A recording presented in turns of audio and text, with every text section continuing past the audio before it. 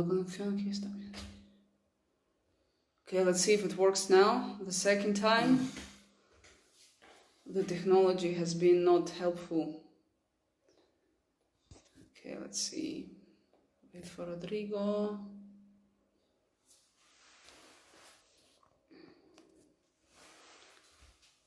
Okay, let's see if it got solved somehow. We put so much into technology, and then it can be so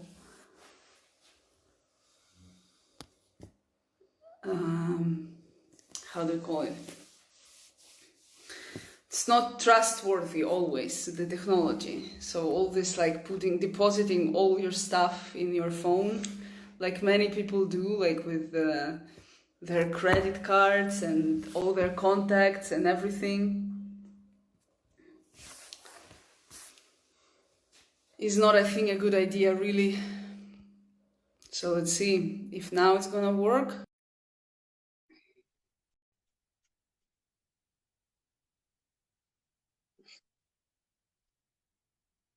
Second try. Okay. Okay, I'm hearing. Are you hearing me? Yes, yes. Now yes. Now yes. Now let's try again. We start everything from the beginning, Rodrigo. Okay, good. Actually, So I almost said that.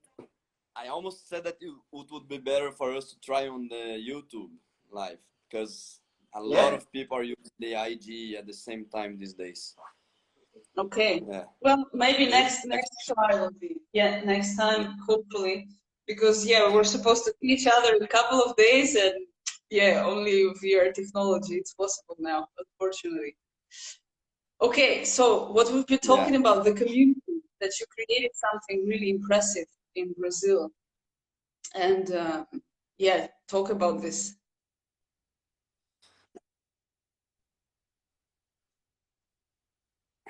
Yeah, more than 200 students to 230 something, I think. And it's a strong community. We have this sense of connection, and it's proving to be strong, especially now in the hard days. Because now is putting me and the teachers a lot of energy to them, but also in a lot of different forms. It can be on the Zoom classes full of people, teachers. Also, we are receiving a lot of good messages. Like people sometimes they might not even think that this is so powerful, but thank you. It's being so important to have the support of Pratique Movimento at this. It's a fuel for us. And also the Instagram posts, it's all signs that we are on the and I'm not afraid that this is going to weaken, make the community weak. Actually, I'm very positive that most of us will get out of that. My community, your community, a lot of other communities stronger than ever. If we are real, if we are really putting the work, if we are real practice. So we are gonna see the actual value to have this practice, this life practice that we like to call life practice. I like to say to my students that it's not an end product. We don't have a life practice yet, but it's a good goal to aim. Yeah, it's a verb. It's like it's movement. We are trying to create a life practice, and a lot of us had never start inside their homes before the lockdown, and now they are really understanding. Oh, yeah, probably. Why am I needing a lot of these chairs and sofas and things? Probably a better place to live is more space to move, to be more on the floor. So a lot of people people are implementing the movement practice right now. And I know that as soon as we get back to the facility, and a parenthesis is here, I went to the facility. Rodrigo, can you hear us? I don't know if it's the connection went off again. I don't know. Ah, again, god damn it. I don't know if the problem is with okay, no.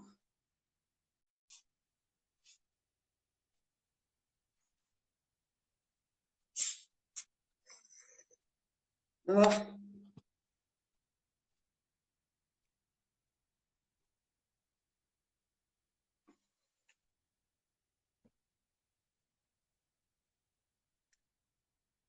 No. Do you hear us? Are people hearing in the chat? Someone connect if it's viable or not. I don't know. Oh,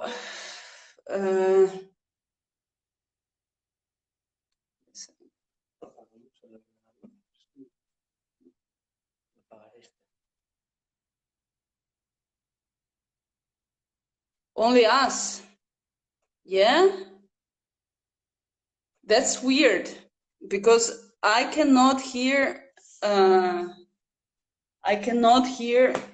Rodrigo, but you can hear us, no? Okay. Then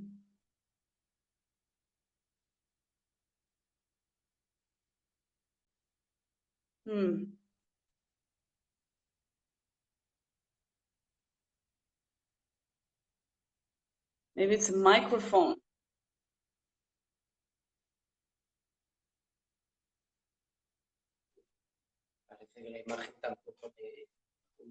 No.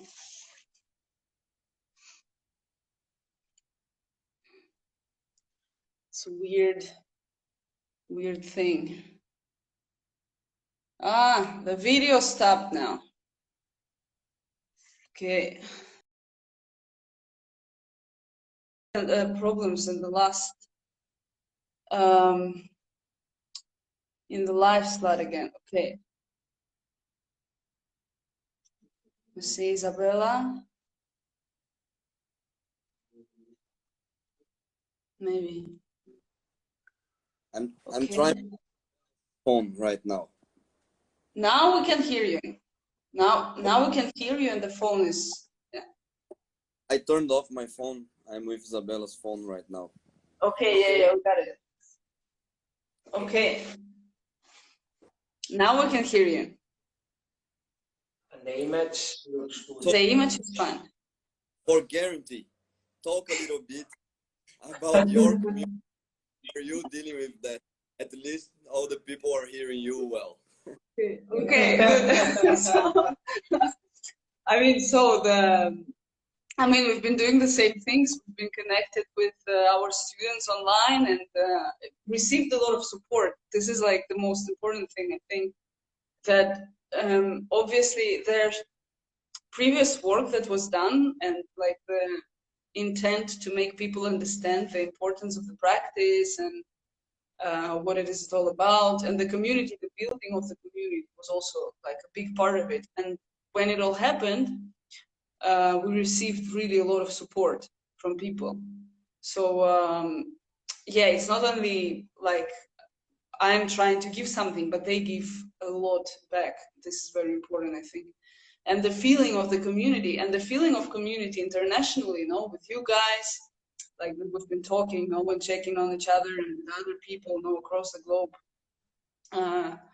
I think it's a beautiful thing, that in the crisis like this, as I've been saying before, like when we talked with Piotr, when we talked with Andres, that I believe that humanity, like human beings, we need a crisis in order to change something, and to move forward. And always the movement, like the engine of the history was a crisis. Unfortunately for some, like we think about it as something unfortunate, but then you can't really have life without this kind of things. Like, this is something that most of us of our generation haven't seen before and haven't imagined happening. But our grandparents, our parents lived through much worse things. So I think we should be like, okay, this is just something that have touched our lifetime. So like, there is no panic. Like, I'm very calm myself. I'm very calm, and I was trying to transmit it to my students as well. Like, this kind of calmness of the mind, state of mind where you don't buy into all this, like, all the information from the media is pouring constantly, like, in our ears, all the, like, the death toll and how it all reshaping the world, that can really get you anxious. But I think the practice gave me tools to cope with such things, you know, not to get too caught up in the craze of, oh my God, this is happening, I don't know what I'm going to do. Of course, for everyone, the situation is hard. And as you said before, I also think that eventually the real communities will strive, like people who have real connections, who really offer value, they will get through this. Yeah, for sure. Actually, some good things related to that. One is, might be a little bit cheesy, but it's true. The Japanese ideogram, the symbol for crisis is like the same for opportunity. So it's also a big opportunity. And since the beginning, I'm trying to face it like this, and not to base myself and wait for external things to happen. Like, for example, people are saying that probably next month on May 3rd, we're gonna open the gyms and schools of movement can open. But I don't think so.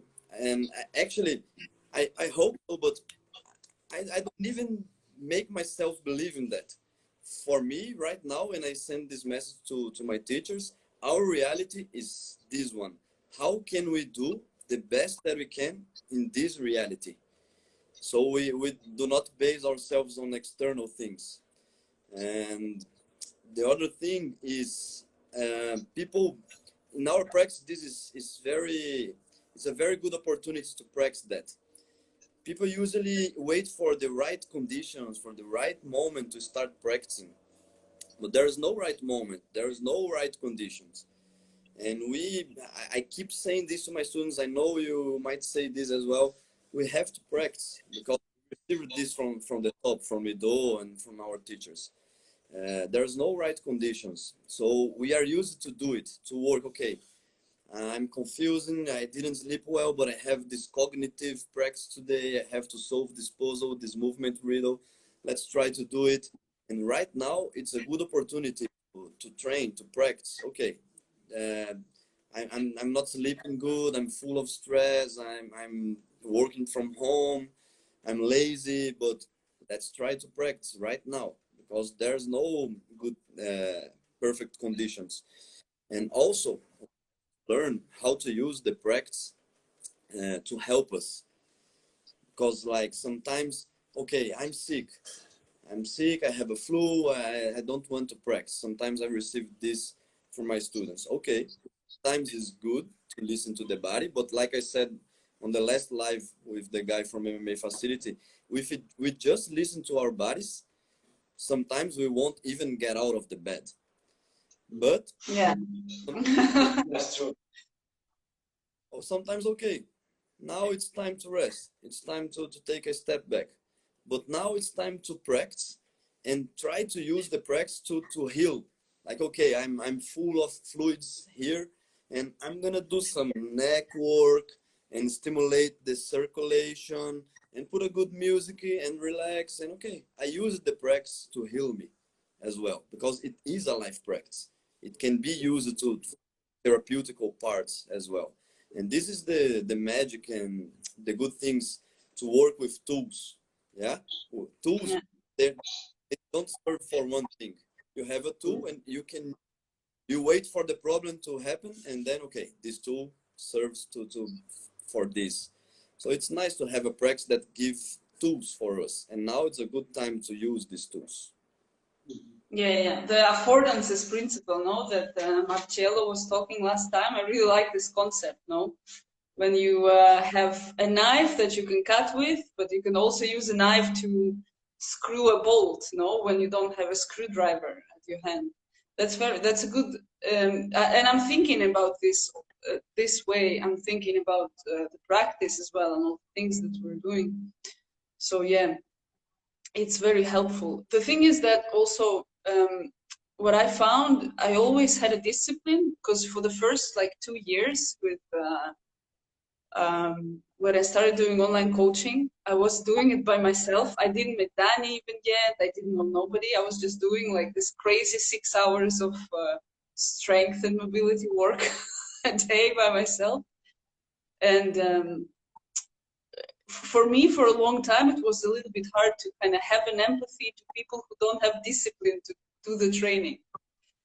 But now, as the more I meet people, the more I teach, I try to show them the importance of having this discipline, but through the example, you know. So, like, I'm not shoving anything down anyone's throat, but people see the example, no, of you living, like, because you're a great example for your community as well. You're coherent with what you do. You practice many hours a day, and you organize your day around this, no? So how do you, in a normal environment, like not in the quarantine lockdown, but your day to day, how do you organize your practice and your teachings and the work in the facility? How does it look like? So people have an idea of how you can be efficient. Yeah, actually, I want to go back a little some years ago when I started. Like you, we started like a long time ago, and the movement culture and this whole culture and concept, this perspective wasn't so clear like to the world. It's not clear at all today, but but I had an office job. I was working like 8 to 9 hours a day, and also practicing 4 to 6 hours a day. So, and I didn't have anyone to have a conversation about that, to even understand what I was doing. And now, I like we have the internet. Even if you are isolated in some city that nobody else, you don't have like a school of movement, but you have like social media, and you can relate to people, and you can like discuss things. And our students, Bamboo Body and Pratique Movimento, they have our communities and the other communities to exchange, to talk, to feel connected with. So guys, don't complain. Easy life. It's a good life right now.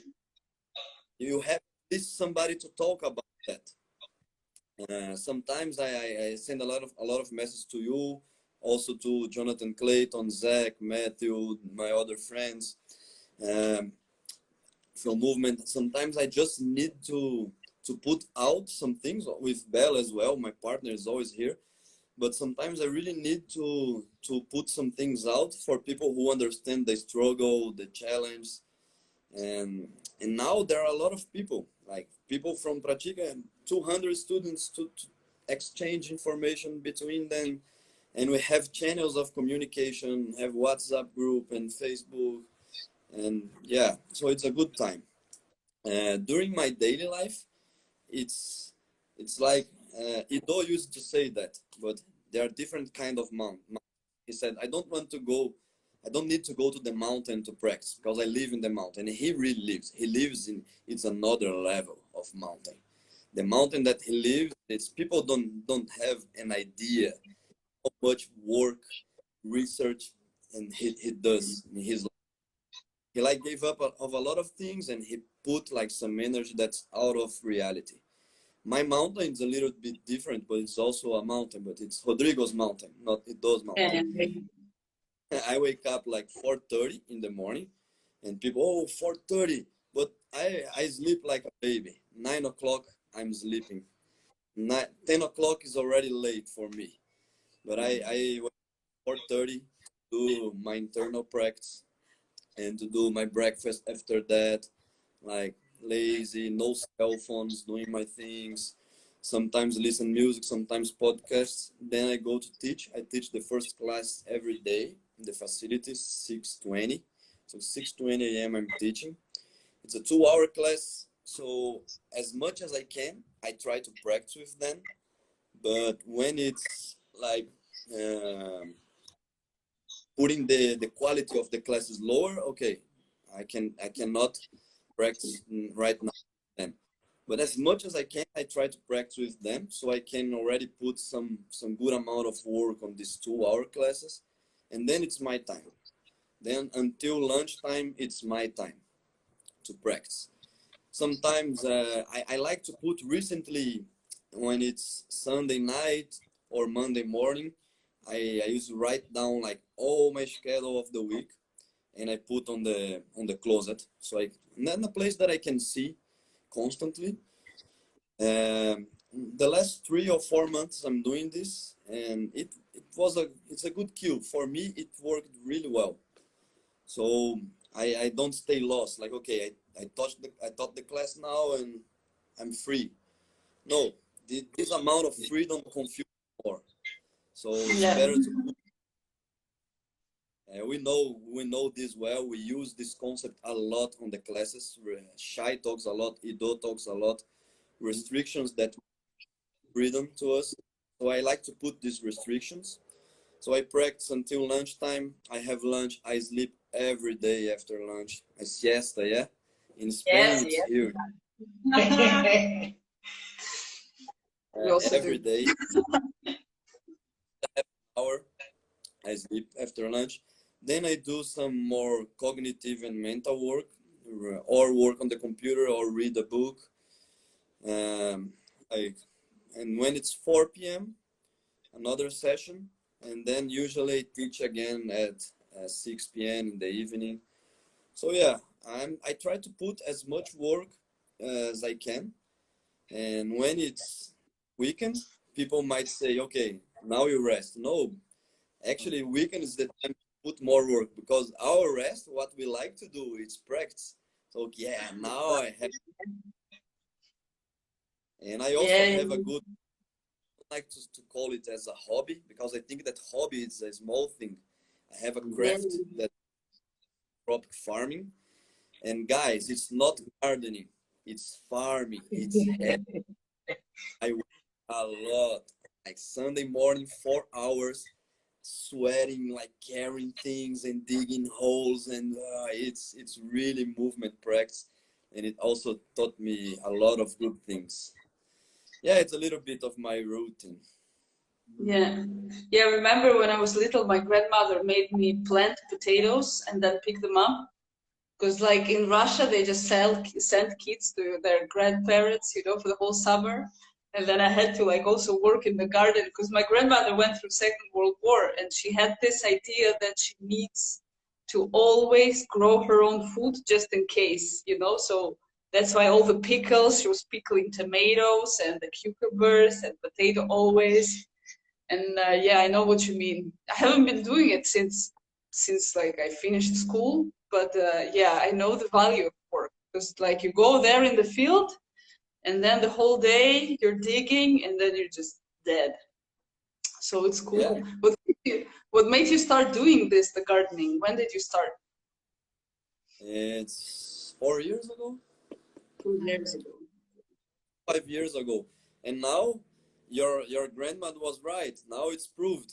It's good to grow Now is your the own food. time. Now is the time. I always knew like she still does it. Like she's still by herself. The garden is smaller, but she's like 88 years old. She goes like she takes this like bad plants out, and stuff like this. Um, so yeah, it gives you, I think, the sensation of control over the situation. But it's good also. I mean, whatever happens, we're so used to living a comfortable life, and then things like this happen. I mean, the food supply chains are still working, but if they won't, you're gonna survive. Other people, I'm not so sure. No, Danny can hunt. That's what we are. One day I will be there with you guys, so we can try Yeah. this. One day, one You are day. you are invited. One day, hopefully, yeah. I don't know, like if this year we will get to see each other in person. Hopefully.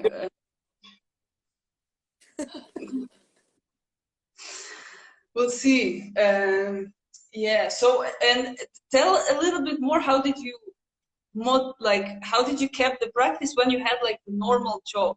That's what you said. Because for many people, this is like, oh, but I work for 8 hours a day. And I always put as the example Danny, whose job has nothing to do with movement practice.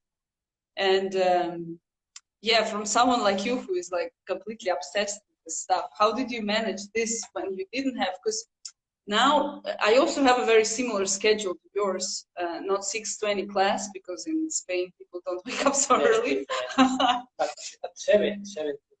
No, at 7. I had a class at 7, nobody came. I was there alone every day for like half a year, and then I decided, okay, it's not a good business decision probably to just spend my time here without anyone coming. Yes. But yeah,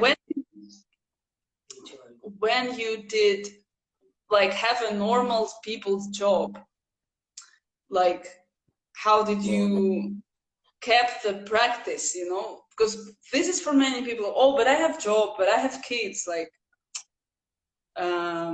tell them that it's possible. Tell them how you do this.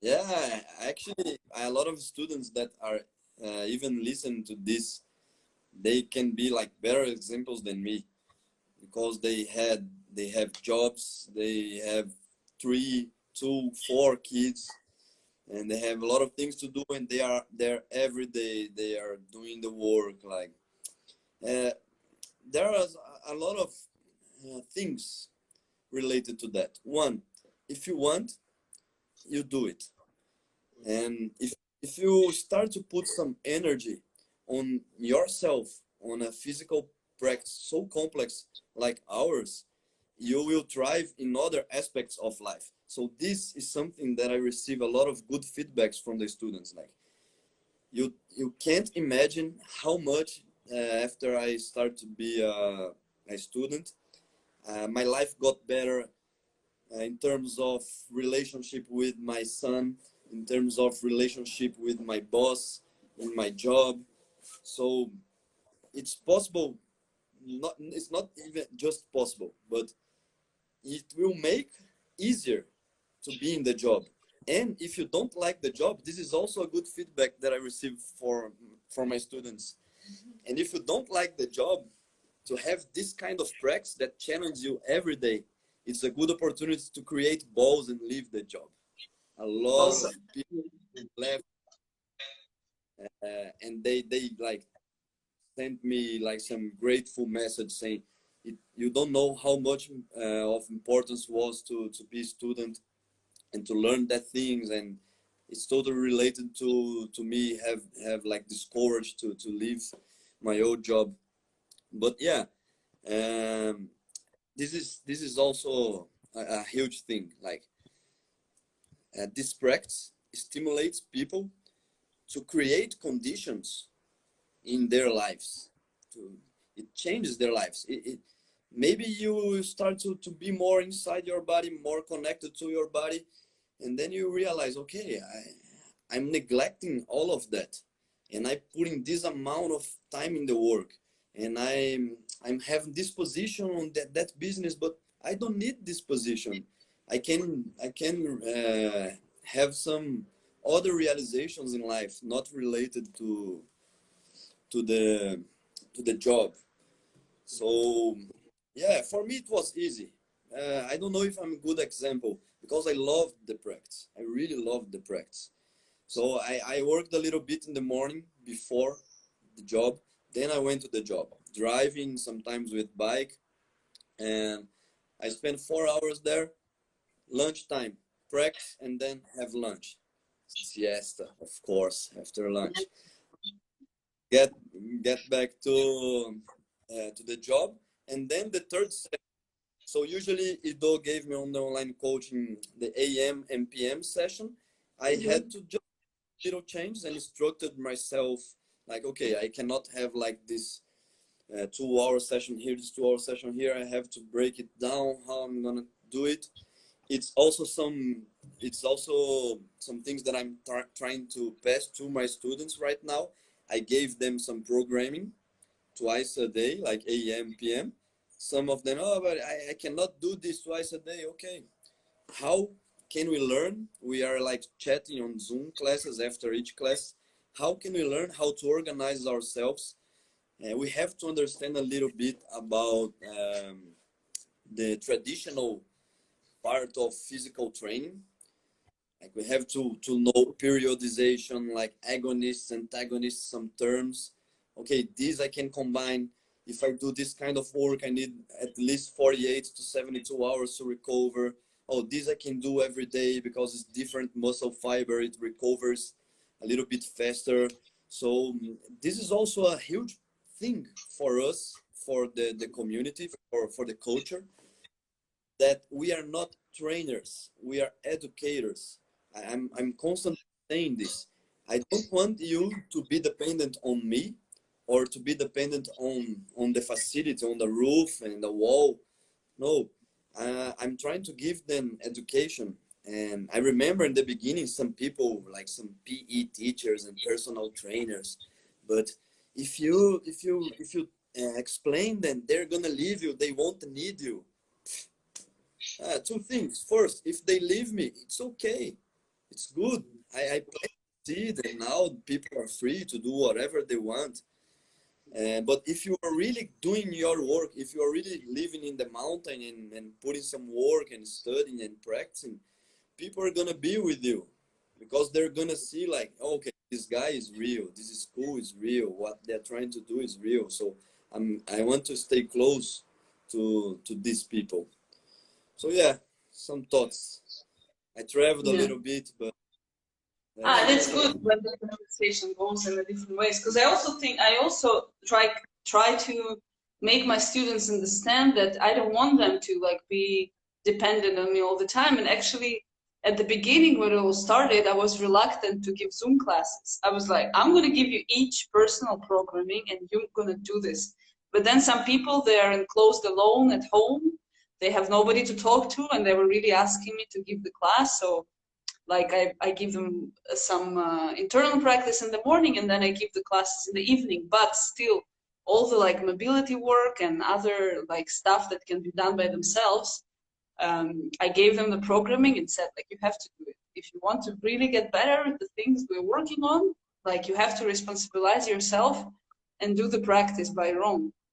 So yeah, I think this is an important thing. And it also shows, again, this difference in between educator and the trainer. When you give the person, like you deposit the responsibility into them, because I don't want to be anyone's mom, you know, like and be there all the time, like motivating them. I don't want to motivate anyone. I want you to develop self-discipline in order to do things. And yeah, because I think it's beneficial for everyone. People many times said I'm very like tough in the classes and make them work, you know, and stuff like that.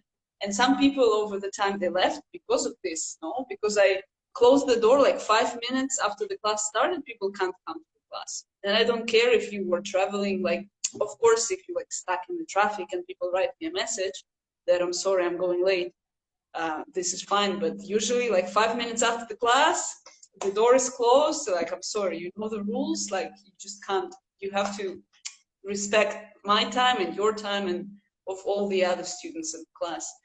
So yeah, and this teaches, I have a student, I remember her for the second time already, because she's a really good example. She never did anything in her life, ever. Party, you know, drugs, like all over the place. And she came last summer. She's 36 years old. It was the first time she walked into like a gym, you know, into the facility. She didn't know what she's going for. She just saw some videos and she was like, okay, that's interesting, no? And she told me it was just before New Year's. So she came, like she started coming every day, you know, after work. Like she works in some like normal job. Every day she comes, and I remember her telling me that she never thought that like acquiring self-discipline can change your life so much. And she was, I just remember this moment when she was like, I could never imagine that. Like, why nobody told me these things? Like, why they don't teach me in school that, like, if I acquire self-discipline, if I like take ownership of myself, my life is gonna change in such a potent way. And yeah, I think that's the beautiful thing, and people see it, and then people see now the real practitioners, the people who really put their life into it. And I mean, you are a very good example of a really good practitioner, because you like pour your soul, and everyone who knows you, like, we know that you're absolutely mad about this, that you do your hours of work, you do put your like practice everything that needs to be put in it. And I mean, giving to your students, I met few of your students, and like how the way they speak to you, it's also the capacity to be a good leader. And yeah, I think you found the practice, and the practice found you, kind of both ways, like you made for each other. Yeah, tell people a little bit, how did you start? How did you met Do? How did you, like, were you looking for it specifically, or was it something that just was occasional thing that you just found on the way without really expecting it? I will. And then I want you to tell the story, because your story is very nice as well. I know a little bit. Okay. And just related to this that you were talking, I received a message like 4 or 5 days ago of a student like saying exactly that how the practice changed him. And he was practicing like really hardcore practitioner. And then he realized, this amount of work and hope that I'm putting here, why am I not putting this on my work and the things that I want to change? And then it was a click for him. He changed everything about his life just because of that. And the other thing related to that is, your student said, why don't they teach this in school? And we work a lot with focus, right? Ido, one of the biggest treasure that I got from Ido, like this eye, the ego eye, and the focus, to maintain like the focus in one task for some time. And people think that or you have focus or you don't have focus, but it's a quality that you can train. And in children, people give medicines. It have TDGA. I don't know even the in English. ADD. But they don't realize that focus, it's another quality that can be trained. And it's so true. If it's trained in adults that has less neural connection, less neuroplasticity capacity, imagine it on children. So it's huge. But yeah, let's go. How I got into the practice. I was always since childhood obsessed by sports and physical activities, like always jumping from one to another. And my parents were crazy, like, please stop in one of them modalities. But actually, the best thing that I did was kept jumping one to another with the diversity. Diversity is here. And I stopped a long time on capoeira. In Brazil, it's really strong, of course. And I stopped because it gave me a big movement nutrition. It's a term from Ido also. This nutrition of movement, it's huge in capoeira. So I practiced for 13 or 14 years, something like that. I had a great teacher. We are really good friends until today. And I also started to do some like regular strength work on gyms when I was 15 or 16. I got really hard into it. I was really big, like 10 kilos more than now, but less fat, of pains, lower back, knee. I couldn't like touch the floor. I was so hard. Like my system, it's already like a system more towards contraction, but it was like ridiculous. I was hard, like rigor mortis flexibility, like really hard, full of pains and all the bad things that comes with that. I worked like with some physical preparation of some volleyball teams.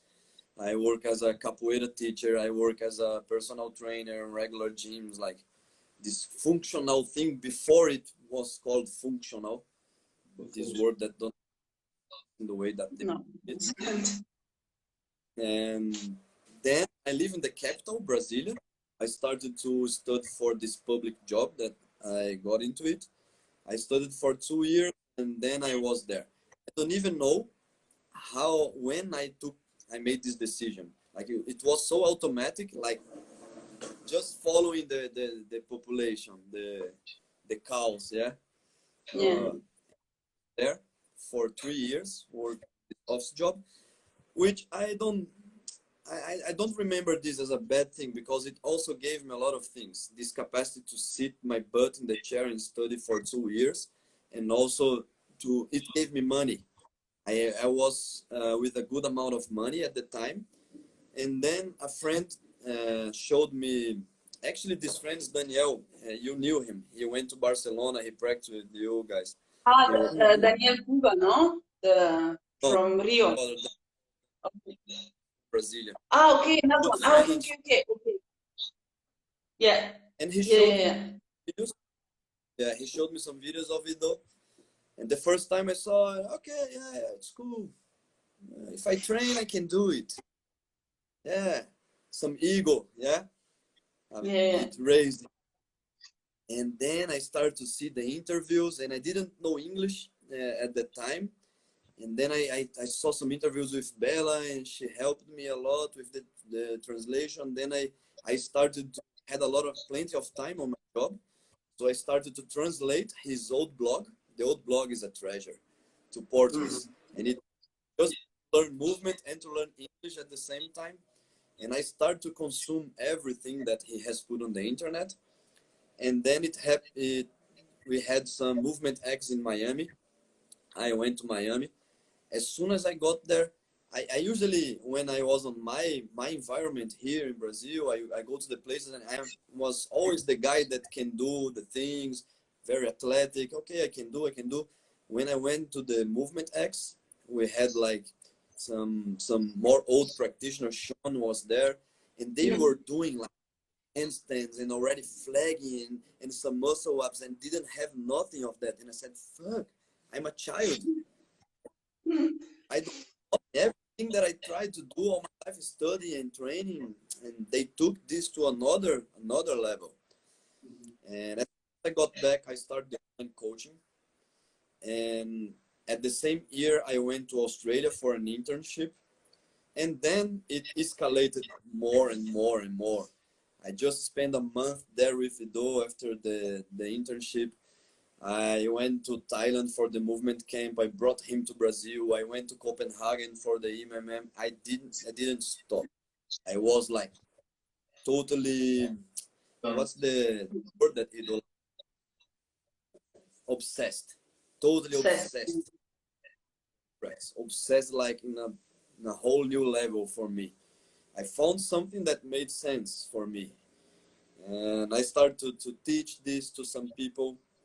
And then these people start to make pressure on me. Hey, you need to teach to more people. We need a group. We need a place. We need something. I said, okay, but I have this job, but let's rent a place. And then it started like almost organically.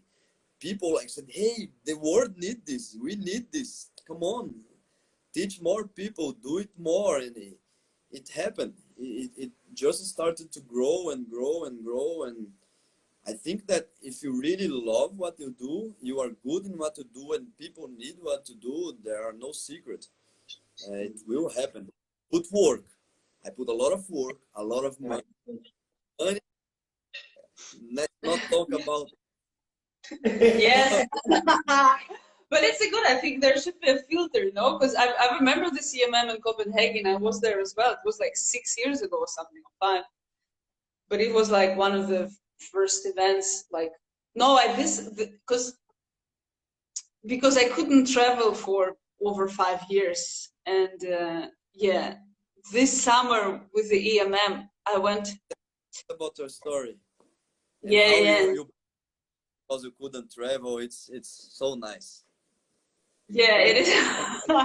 Because so I went, Sam Park from States, we met occasionally at the beach in Barcelona when I was doing some calisthenics, whatever, because I also did sports always, and I started to study sports science in Russia, but I dropped it. I didn't finish university because I had to work and it was just too much pressure. Then I left Russia, then I was doing like Thai boxing and motocross and surfing and all kind of stuff. And then I started doing like calisthenics.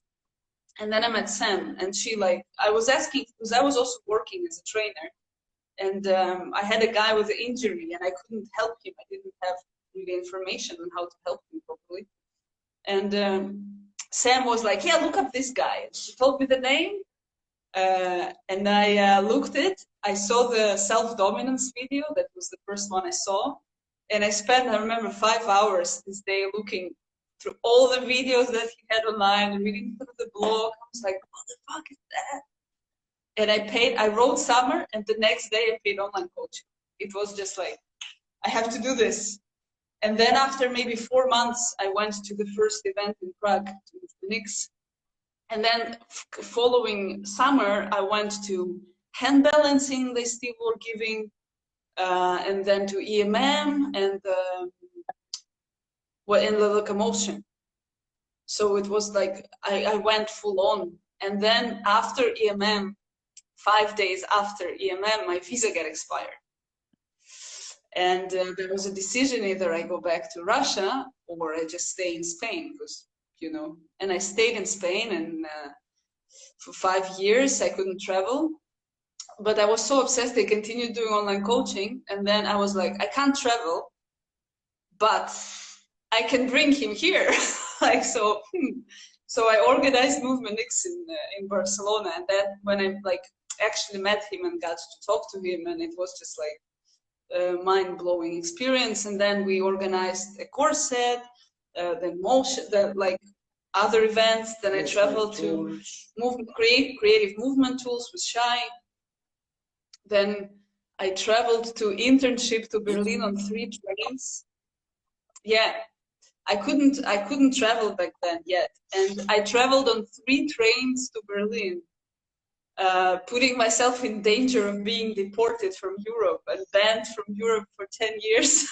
But I did so I traveled from Barcelona to Paris, from Paris to Hamburg, I think, and then from Hamburg to Berlin. And it took me 2 days of travel to go there and then go back. And I got bitten also by bed bugs in the train in Germany. So when the first day of internship, I was all itchy, like I couldn't sleep at night. Like, you know, have you ever been bitten by bed bugs? It's like horrible. I couldn't sleep. Then we were doing some floor work, and like the sweat and the pants, you know, like rushing against these bites. Oh my God, it was really bad, but I survived it. I came back, everything was fine. And yeah, last year, when I finally solved the issue with my papers, I got to travel to movement camp, and yeah, things got better.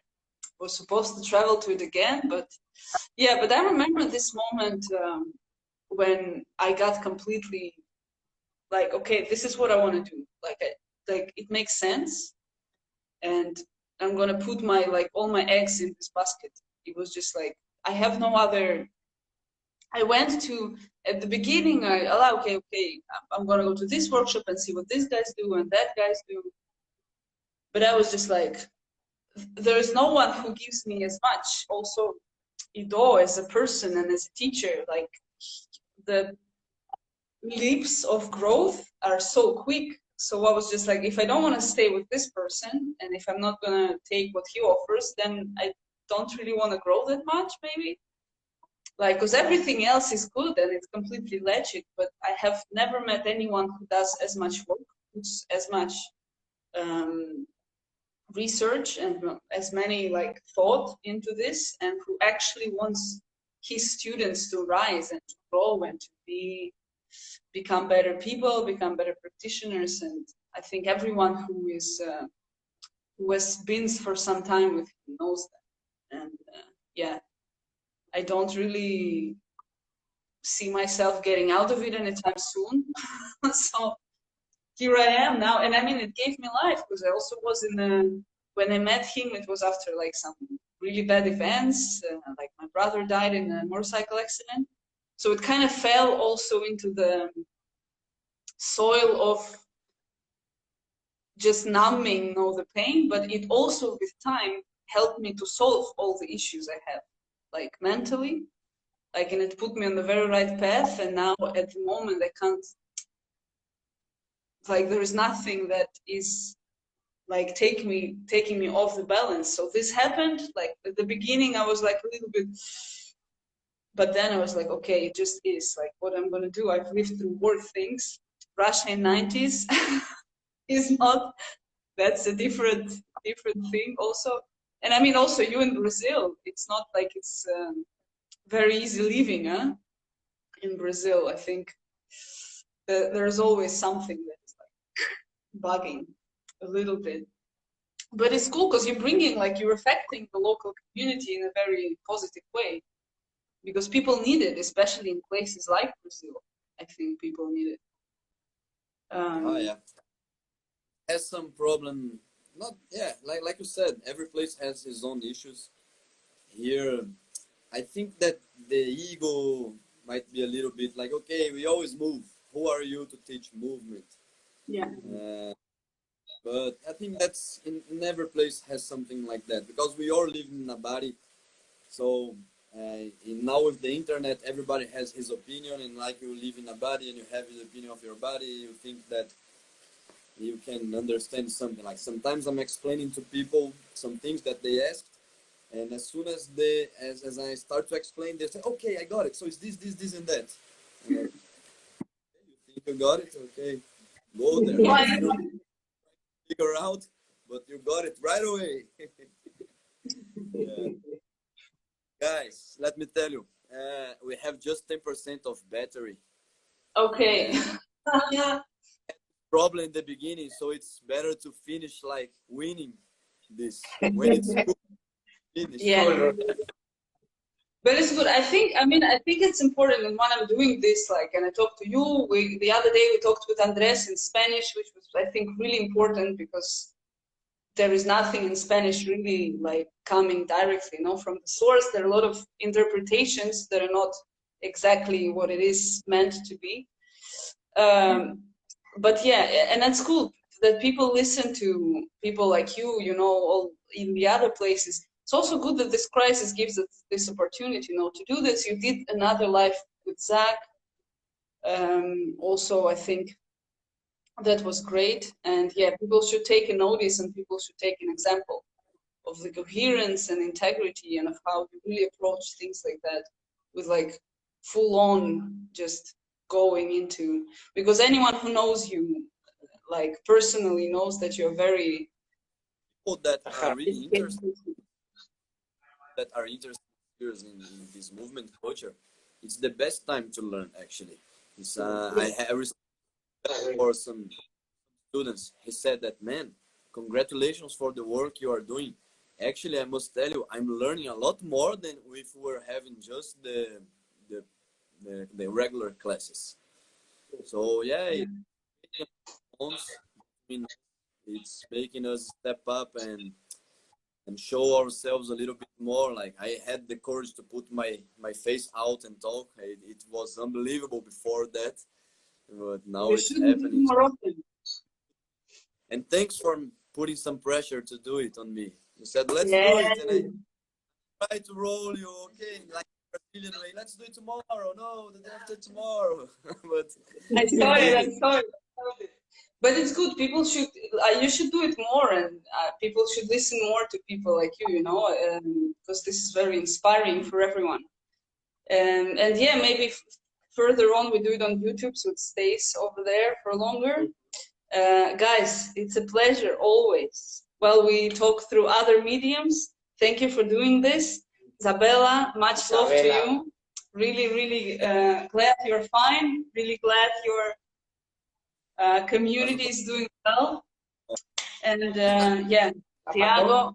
Huh? Oh. Okay, guys. Bye bye. Have a great end of the day. Big hug. Much love to you. Big hug. Big Bye hug. bye. Bye.